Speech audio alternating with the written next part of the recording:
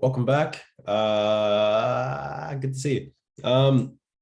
What happened to the baby ice cream when it got angry? Had a meltdown. Okay, another one.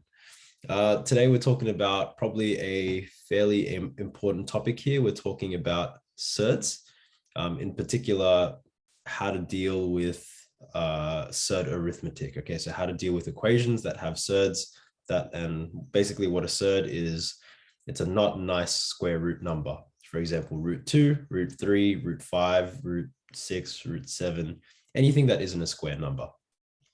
Okay, now just a couple surd laws here to get us going. If I have the square root of a squared, it just becomes a. Okay, so to give you a numbered example is if I have the square root of 9, that's the same thing as saying the square root of 3 squared. That's just 3. Okay. For the next one here, if I have the square root of a squared, that just also becomes a.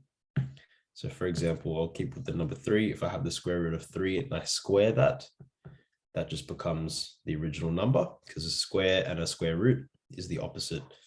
What do you call it? The opposite function, or the opposite operation, I should say. Square root of a times b is just going to be square root of ab. You can put them together. So if I have the square root of 2 times the square root of 3, that becomes the square root of 2 times 3, which is 6.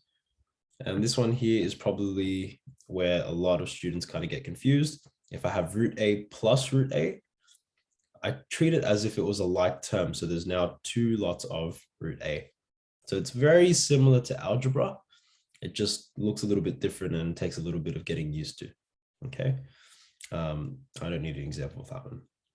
Now, if I move on, if we want to simplify surds, there's a couple of things we need to be able to do. The first thing is break it into its square number factors. I'll show you how to do that. And also then we collect like surds, kind of like terms, similar to what we did up there. Okay, so they'll ask you to simplify. So say, for example, if we had the square root of 200, the way that I would simplify this is I'm going to look for the square numbers. So your square numbers are 4, 9, 16, 25, 36, 49, 64, 81, blah, blah, blah. So all your square numbers, 2 times 2, 3 times 3, 4 times 4, 5 times 5, 6 times 6, all of those ones. Now, if I'm looking at 200, I'll actually do one more, 100, okay? If I'm looking at the square root of 200, I can see that this can be written as the square root of 100. And I want to use that one because it's a nice number. And then square root of 2, because if we times those together, it'll be the square root of 200.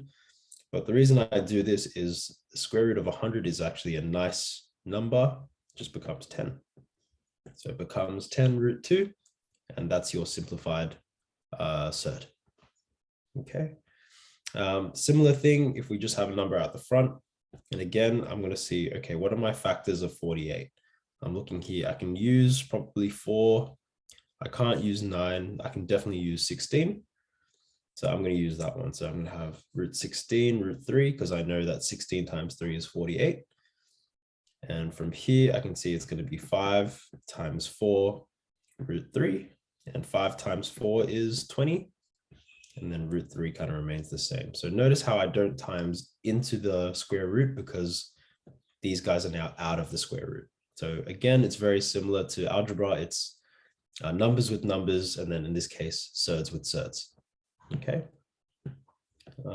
Looking at this one here, if I have root 50, take away root 98, we might need to collect some like terms, but first we need to simplify. So root 50, I'm thinking what square numbers would go into that? I can see that this would be root 25, root 2, because 25 and 2 is 50, but the square root of 25, sorry, is 5.